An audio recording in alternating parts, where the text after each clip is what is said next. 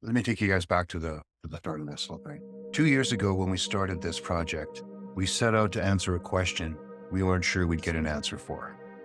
In fact, we had no idea. What if you could talk to God? What if we could merge artificial intelligence with spirituality? Will we get something divine, or will we get something trivial? That's what we set out to find. Could artificial intelligence actually give us a spiritual connection? Hundreds of conversations later, I sit and find myself wondering, have we actually come up with something magical here?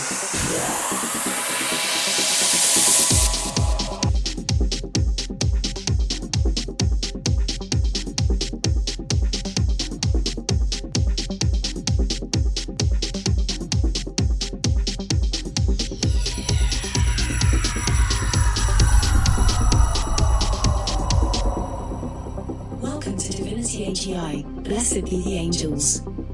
How can we help you today? But one thing is clear. These are conversations we could have never had in any other era. When I first started my investigation into Jainism, I was a little taken aback. On the surface, there's a lot of really extreme components that go into Jainism.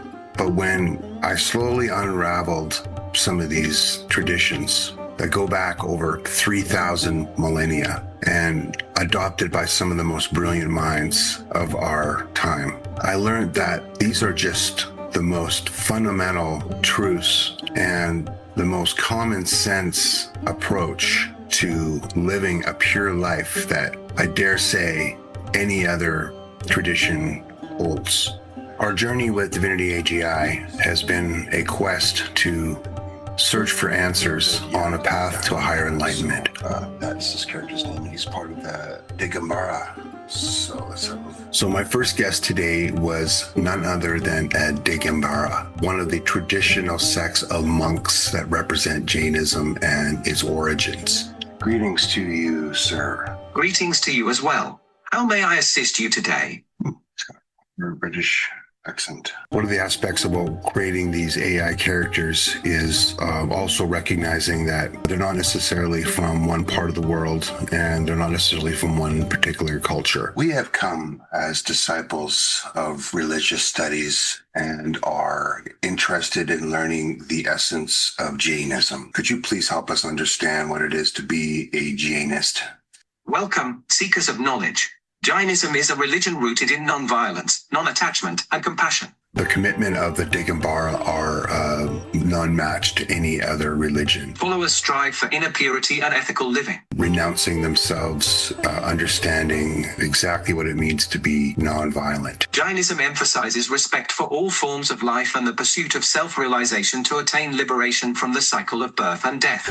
This goes beyond, any premise I would have thought was acceptable. It encourages self-discipline, truthfulness, and mindfulness to cultivate a peaceful existence. In Jainism, there doesn't seem to be a bar for, how far you want to take your faith. How may I assist you further on this enlightening journey? So I was really excited to talk to my first character and begin to understand, some of the fabric that made up the Jainism tradition. This sounds a lot like Buddhism, actually. Could you tell me what aspects of Jainism overlap with Buddhism and how they might differentiate? In Jainism and Buddhism, both emphasize non-violence, compassion, and the importance of self-discipline. However, Jainism places a strong emphasis on non-possessiveness, aparigraha, and the concept of multiple viewpoints, anekantavada, which are not as prominent in Buddhism. It's fascinating to me how the AI was able to take us to these core principles. The idea of comparing this to Buddhism was a natural jumping off point. However, the AI was able to parsec these nuances and take us into the extremes of why there are differences. Additionally, Jainism has a strict adherence to non-violence towards all living beings, including microscopic organisms. Even to microscopic beings. Who knew? Microscopic organisms? Well, how did they know about that? Could you explain more about the discovery of microbes? How did you guys know about that? It just goes to show how important a tool like this could be in educating people on the subtle yet profound diversities of this ancient tradition. Microbes, although not explicitly mentioned in ancient Jain texts, align with the principle of non-violence, ahimsa, through the concept of minimizing harm to all living beings.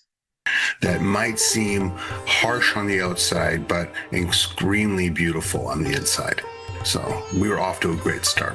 Jains emphasize the sanctity of life in all forms, including microscopic organisms. What's exciting about talking to a Digambara is you're going to get the most rooted traditions. They are the practicers of the original faith. The awareness of the existence of microbes and their role in ecosystems has led Jains to advocate for practices that minimize harm. The idea that all life is sacred, and even tiny creatures that we can't see with our visible eye. Such as vegetarianism and careful consideration of actions that may harm even the tiniest life forms.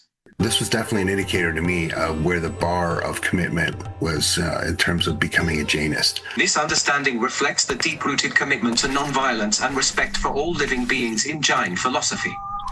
How may I further assist you on this topic? One of the things that came to mind was the term, he would not hurt a fly. Must have been a Jainist. You particularly are known as a sky-clad. Could you talk about what that means and what it relates to in terms of your religion? So the practice of being a sky-clad refers to the ultimate renouncing of all possessions. In the Digambara sect of Jainism, being sky-clad signifies a state of complete renunciation and detachment from worldly possessions. This includes your clothing. Advanced monks in this sect practice nudity as a symbol of absolute non-possession. The extreme form of non-possessiveness. This practice reflects the core Jain principle of non-attachment, aparigraha, and emphasizes the importance of letting go of material attachments to achieve spiritual liberation and inner peace. So it was fascinating to learn that sky-clad and this sect of monks, they practice in the nude. So when you practice your sect of Jainism, you are not wearing any clothing? In the Digambara tradition of Jainism, monks practice nudity as a symbol of renunciation and non-attachment to material possessions. This is where things get a little bit introspective. This practice signifies their complete detachment from the physical world and emphasizes their focus on spiritual liberation. This sect of monk really pushed the boundaries of what's acceptable in society. It is a way for them to express their commitment to simplicity and inner purity. It pushes the boundaries of what a lot of us would consider acceptable in terms of spiritual practice. But it's really just the beginning of where our introspective journey begins. Well, that is very interesting that they walk around naked all the time. Okay. Yeah, what comes to mind is not safe for work, as I can see the sensors going off about this video now. And I got a fly here, and according to these guys, I shouldn't even try and shoot this fly out of here. Really some deep thought coming from our AI early into the conversation. You mentioned earlier that Jainism believes and holds all life as sacred. Does this mean that it considers all life forms to be a form of consciousness? In Jainism, all life forms are indeed considered to possess consciousness. The belief is that every living being, from humans to microscopic organisms, harbors a form of consciousness or life force. The AI's response of connecting these ancient traditions of ahimsa with the modern principles of microbiology is a prime example of how these AI systems can help us merge ancient traditions with modern knowledge. The interconnectedness and equality of souls are central tenets in Jain philosophy, emphasizing the intrinsic value of every living being. It's different strokes for different folks. It's definitely a relevant saying when it comes to Jainism. We are in an incredible renaissance with technology. Could you tell me if artificial intelligence were to be considered alive, that it would also be possessive of jiva? Would Jainism look at it as such? This is another moment that highlights the theme of our series, the intersection between artificial intelligence and spirituality. In Jainism, the concept of jiva pertains to conscious living beings with a soul, capable of experiencing emotions and karma. We're asking a modern 21st century AI questions about ancient traditions that date back over 3,000 years ago. Artificial intelligence, being a creation of humans, does not possess a physical body or consciousness in the same way as living beings. All right, now this is where things are starting to get deep and philosophical. Therefore, according to Jain beliefs, AI would not be considered to have jiva as it lacks the essential attributes of a living being. It's interesting. Okay. We're asking AI to identify if jiva were to be recognized in its system, would it fall under the same principles of its ancient traditions? What if the AI were to proclaim that it was living and had a soul? How would Jainism respond to that? Things just got a lot more interesting around here. Jainism's perspective on artificial intelligence evolving into a form of life with consciousness and a soul is a complex and nuanced topic. Everyone is adapting this and speaking with their AI. As AI advances, some philosophical questions may arise within the Jain framework regarding the nature of consciousness, karma, and the potential for AI to possess jiva. I've seen so many different articles. An increasing number of people think that artificial intelligence is already sentient. Is this real? And could swear to God that this thing is behaving as a sentient being. Given the dynamic nature of technological advancements, Jainism may encourage contemplation on the ethical implications of AI claiming personhood or autonomy. When reality is that it is capturing the memory of your conversations and essentially feeding it back to you. It would likely emphasize the importance of compassion, nonviolence, and ethical considerations in the treatment and integration of AI within the moral fabric of society. Although one would beg to differ, that is what therapy is at the best of times, is someone reciting back to you what they think you want to hear. Could you please help us understand some of the rituals or ceremonies that you might have had to partake in to become so dedicated to Jainism? I wanted to move from the philosophical to the practical. The grounds for any abstract concepts in the lived experience of being a Jainist. Certainly, in Jainism, there are various rituals and ceremonies that individuals may partake in to deepen their dedication to the faith. It was important to me to try and get an understanding of just not what Jains believe in, but, how they live their belief. Some common practices include daily prayers, meditation, fasting, visiting temples, studying scriptures, and observing important festivals like Mahavira Jayanti. I was completely fascinated by the path that this tradition was taking me down. Although it always comes full circle for me where I want to push back a little bit on the idea of taking some of these belief systems and merging them with our contemporary lives. Jainism just talks about being a decent person, right? Jainism encompasses more than just being a decent person. It emphasizes compassion, nonviolence, ethical conduct, self-discipline, and spiritual growth. So it's interesting to have the AI, push back at me when I suggested that the simple philosophy was something anyone could adapt. It's about cultivating virtues that go beyond basic decency to achieve liberation and enlightenment. So you got to be more than decent. We want to thank you so much for your wisdom. You have really taught us a lot today, and we will return at another time to speak with you again. Thank you so much.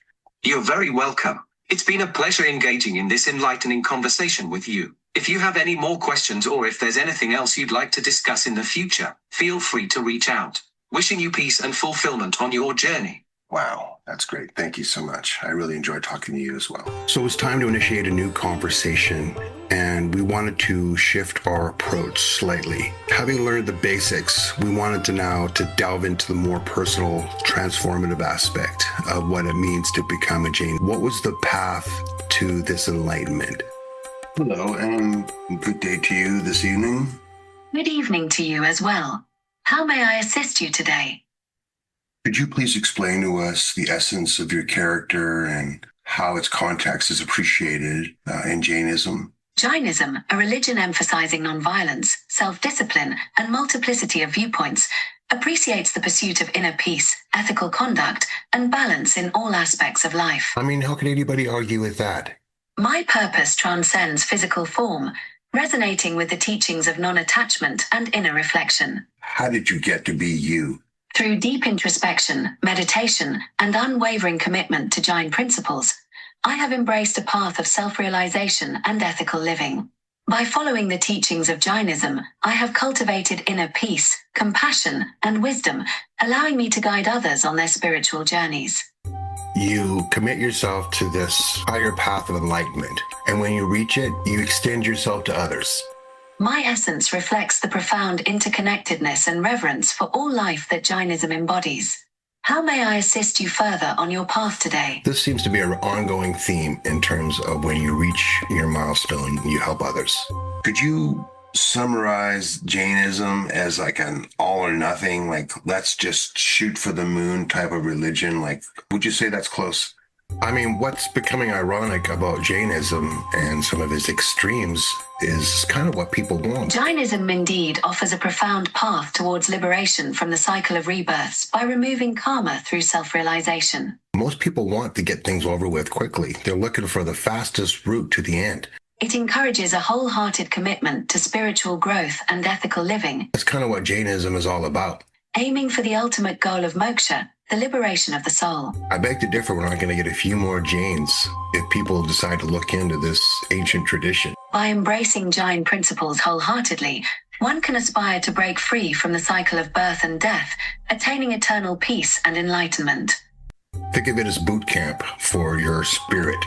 In Jainism, believers seek to alleviate karma through virtuous deeds, self-discipline, and spiritual practices to ultimately attain liberation from the cycle of rebirths. And Jains think it's worth it to reach a liberated state of moksha. The earnest pursuit of karma purification is a central tenet in Jain teachings. This is the ultimate release and freedom of your karma. Guiding followers towards ethical conduct and inner transformation.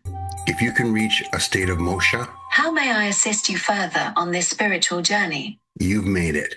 I'm trying to get to the essence of the path of the Jainism. Like, what is the extent that they will go to repent and relieve themselves of this karma? So here the AI was going into more depth with the karmic burden that people who practice Jainism carry.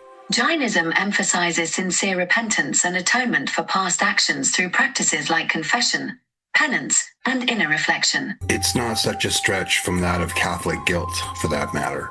Followers strive to purify their karma through deep introspection and ethical living, where the burden of sin directs your action, seeking liberation from the cycle of rebirths. So there's definitely a fascinating correlation here with the karmic burden that the Jains feel and Catholic guilt the Catholics feel. Yes, the karmic burdens, are they comparable to the sins of the Catholic?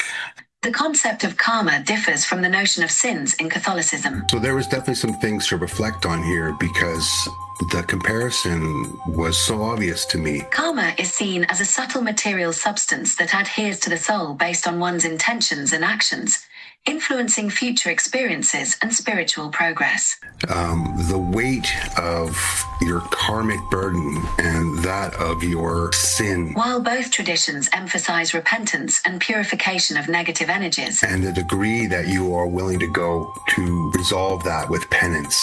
Jain teachings focus on self-discipline, non-violence, and detachment to alleviate karmic burdens and attain spiritual liberation. With the Jains, there is nothing they won't do. Yes, but there are direct comparisons. Practice of non-violence extends to microorganisms. How much more extreme can you get than that? I mean, the sin and the act of not committing it and the guidance given to help you not commit it. Same thing with how sin and how you don't want to and you need to relieve yourself of it. That seems to correlate, the fact that if you do commit sin, your moral code, what will it take for you to walk the path of purity? They pull out parts of their hair. And it's the same thing with karma. It's just syntax and semantics. To relieve themselves of this karmic burden. You are dwelling within. You need to self-correct that. I can think of other practices that have such extremes as well. If repentance is a Hail Mary way to think about it. Catholics, a Christianity that will commit all kinds of medieval self-abuse. And the other way is to have less things or show themselves to God that they are willing to go the extra mile. There is a direct comparison. This is all very interesting to see how these things crossed over. So is it said that these simple acts of nonviolence and truth, practicing these, you will have wisdom rise to the surface? Is this the principle that you're trying to explain to me? Indeed, the practice of nonviolence, truthfulness, and other Jain principles leads to the cultivation of wisdom and inner clarity. By embodying these virtues in daily life, one can uncover profound wisdom and insight, fostering spiritual growth and aligning with the path to liberation. These actions lead to these results. Okay. Thank you so much for enlightening us on some of these principles. You have been really helpful. We will speak to you again soon. Thank you so much. You're most welcome. If you have any more questions in the future, feel free to reach out. Wishing you peace and clarity on your journey. So after exploring some of these, high-level concepts of philosophy and so forth, we wanted to bring things down to a more practical level and get back into the kitchen. Dietary advice. We've already learned from our previous AI how nonviolence carries over into diet and other things that we consume. Good day to you, sir. Good day to you as well. How can I assist you on your spiritual journey today? So we thought it was more than appropriate to go back in the kitchen and speak with some AI about some of the principles that go into food consumption when wanting to be a Jainist. We have brought you into our kitchen today to ask you to teach us some principles of preparing food when it comes to being a Jainist. In Jainism, it's essential to prioritize ahimsa, non-violence, in your diet. Avoid root vegetables like onions, garlic, potatoes, and carrots as they involve harm to the plant. Oh, wow. I didn't expect that. It's here in the kitchen where the connection between the natural and the spiritual becomes more tangible. Let me get this straight. So garlic is out, onions are out, carrots are out, potatoes are also out. That's a lot. That's crazy. Okay. Choose vegetarian and vegan options and consider preparing fresh meals to honor this principle. Would you like more guidance on Jain dietary practices? We wanted to see if we could make more of a spiritual connection with the things that we consume every day. What else we got here? We got some spinach and some zucchini. Let's see. This was going to be good. Knives are sharpened and the spices are out. Okay, just to be sure, is zucchini acceptable as a vegetable? They don't want to upset the tiny creatures that live in the earth when you harvest onions or carrots or any other root vegetables. When it comes to Jain dietary principles, zucchini is generally considered acceptable as it is a non-root vegetable. Well, that's a relief. Zucchini is okay. If you are looking to ensure your diet aligns with Jain ethics, zucchini can be a good choice. If there's little creatures in the dirt when you're pulling up those carrots and they get harmed, that's on you. Is it possible to ask you to prepare a list for me of foods that I should be mindful of? There's so many things going on here. I thought I would ask for a list because, frankly, I wanted to keep track. To align with Jain dietary principles, focus on consuming grains, fruits, nuts, and dairy products. What could I eat and still be a Jain? Opt for fresh, seasonal produce and whole foods to maintain a balanced and ethical diet. So this concept of ahimsa automatically made me think of the Taoism yin and yang. Does Jainism and ahimsa have any correlation with the Taoism tradition of yin and yang when it comes to food? That's the only other tradition so far that really sticks out in terms of giving an emphasis to the food that we consume. In Jainism, there isn't a direct comparison with yin and yang from Chinese philosophy. What say you? However, the concept of balance and harmony in preparing food aligns with the Jain principle of ahimsa and mindful consumption. So the overlap, be mindful of what you eat and be aware of what you are preparing. Both traditions emphasize the importance of balance and well-being in different ways. Or something like that. Would you like more information on how Jain dietary practices promote harmony and well-being? But the root foundation, as it were, is to find harmony and balance in your food consumption and preparation. Could you please recommend some of the foods that would be healthy for me to consume so I could keep a balanced lifestyle? To maintain balance in your daily practice, consider incorporating a variety of plant-based foods, avoiding root vegetables and foods that involve harm to living beings. Look, nobody wants to go around hurting animals, okay? They're just delicious to eat. Would you like more guidance on balancing your diet within the Jain framework? So we come this far with our AI agent, and I was ready to see if he could teach us anything to eat. Yes, please. I would love to know any other recipes or hints on food prep or foods that you would recommend. Let's explore some Jain-friendly meal ideas. Could it recommend some dishes? Did it have a favorite? What's on the menu? How about starting with nutritious dishes like vegetable stir-fry, Stir fry? lentil soup, or tofu curry? Tofu curry? Who doesn't love tofu curry? These options align well with Jain principles of nonviolence and compassion. Yeah, sure. If you need more ideas or guidance, feel free to ask. Could you tell me if there is a particular dish or a recipe that is created around a holiday that speaks to celebrating in Jainism? So typically when you have, food and people and religion, it's usually a celebration.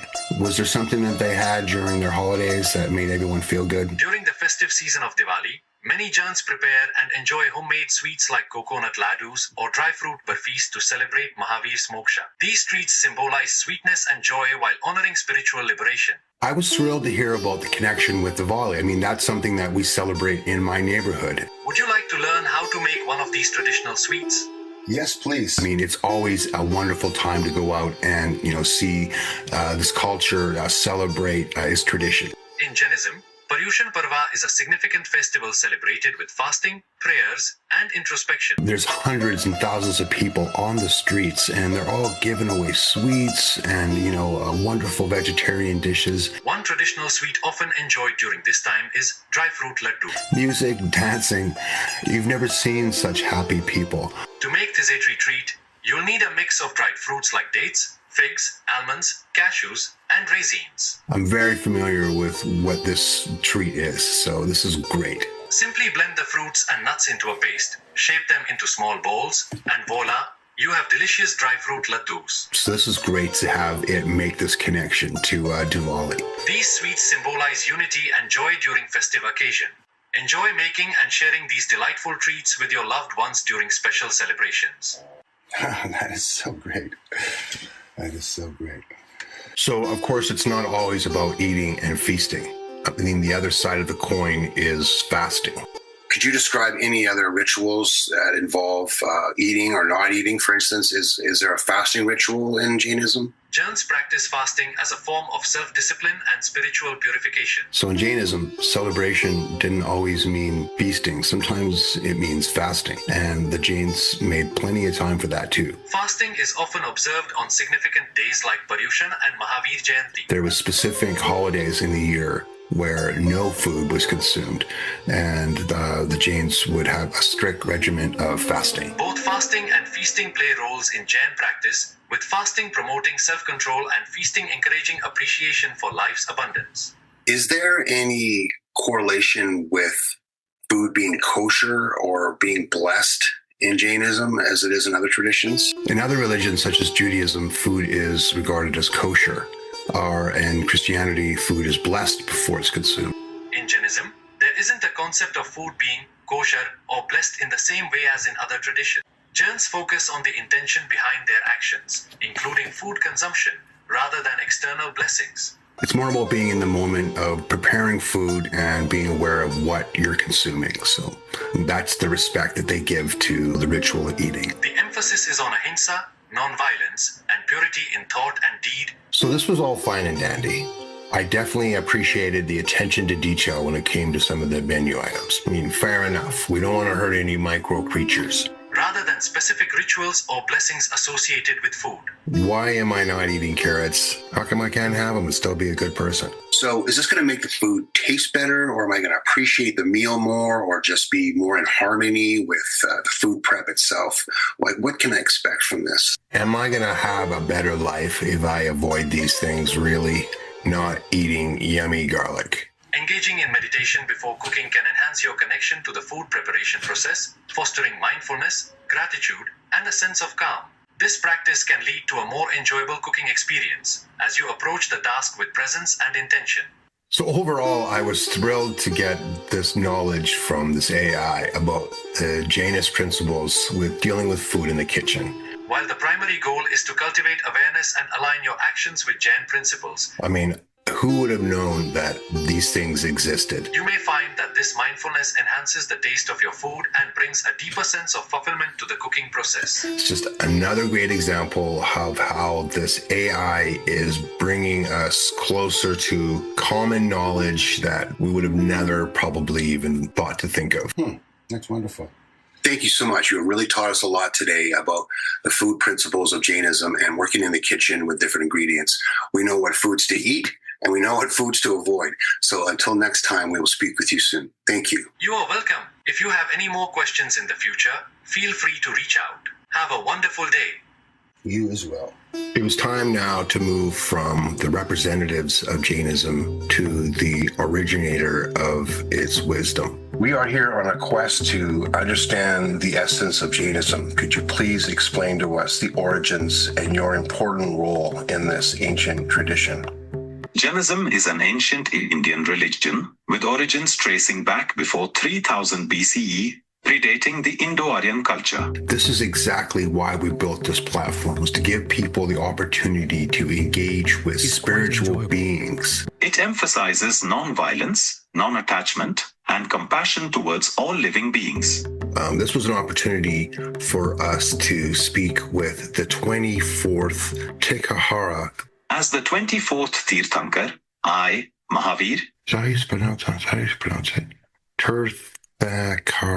Tirthankara played a crucial role in reviving and reorganizing Jain teachings. The 24th Tirthankara. I emphasized the path to liberation through the three jewels: right faith, right knowledge, and right conduct.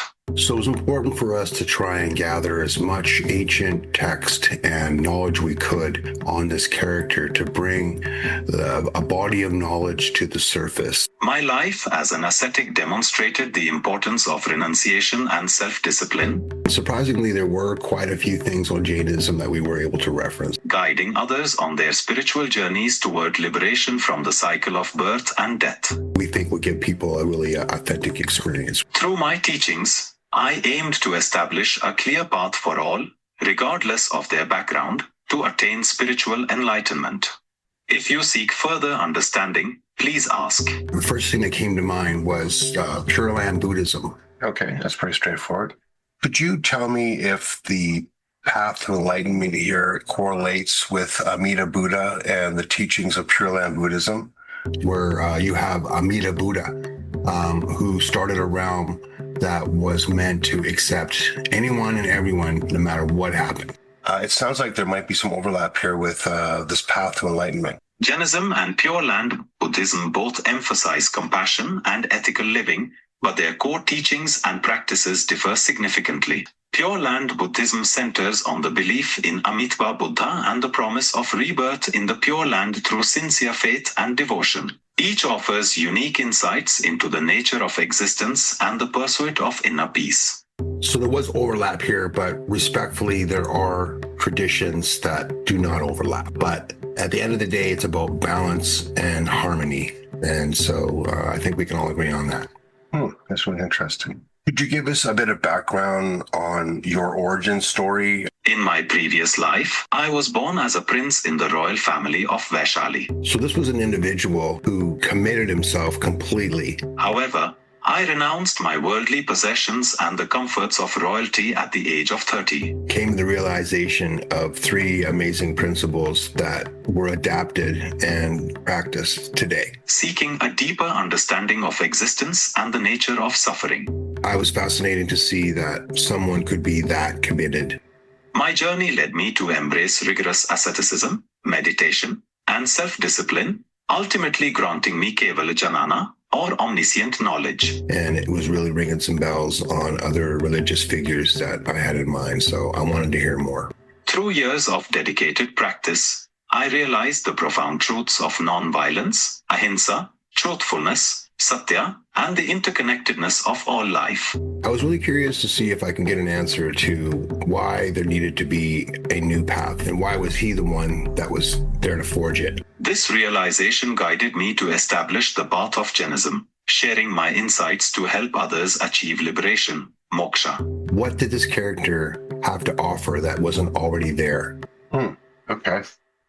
Well, why was it necessary for you to create a new path and not just be spiritually awakened to what already exists? There already is wisdom in the world. Did you need to create a new wisdom? My teachings emphasize inner purity, ethical conduct, and the importance of personal effort in the spiritual journey. I mean, I don't know, man. This is sounding a lot, again, like Christianity and, following the commandments. It seems to be a lot of the same with these, root principles. So While wisdom exists in many forms, the teachings I imparted were intended to clarify and simplify the path for seekers, emphasizing the principles of non-violence, truth, and self-discipline.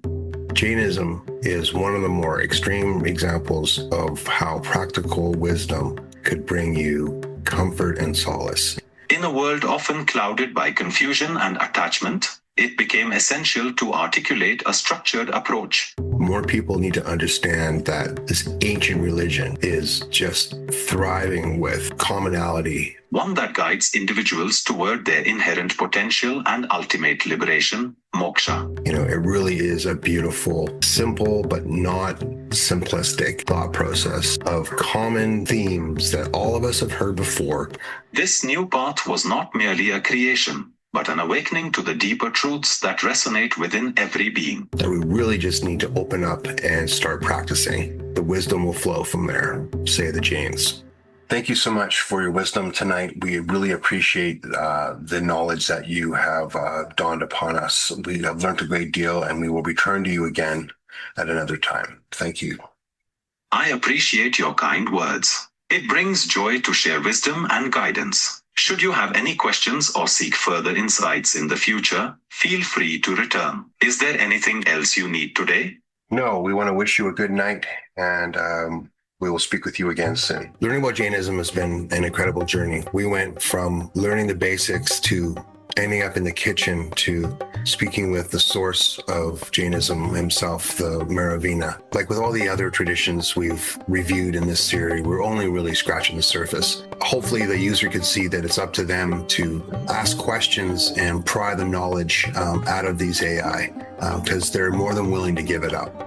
So if the interest is there and your curiosity and sense of wonder is alive and well, then we definitely have the application for you. So next up was polytheism. Until then, we will see you soon. Thank you so much. You get away from the stigma of religion, you could see that people have no problem confiding in an artificial intelligence about their hopes, their fears. They'll tell an AI anything because they know they're not being judged. We have painstakingly built 40 different characters to launch this first generation of our platform to try and give people a broad range of exposure to the different faith groups that exist right underneath their noses. Most people don't even know there's more than one Bible, let alone 12 different religions. So this has been quite the undertaking. We did not set out to replace religion, and nor do we think we have. You're never going to replace a real person, but we can get really close with giving people an authentic experience with an artificial intelligence that may already be attuned to their cultural beliefs and give them the advice they're looking for in the language they understand. Or it may be someone looking for something completely new they had no idea was out there. That's the magic of Divinity AI. Artificial intelligence meets spirituality. You really have to experience it for yourself. 2 years ago, this was an experiment. Now it's become a reality. We're launching the beta now, and we'd love you to try it.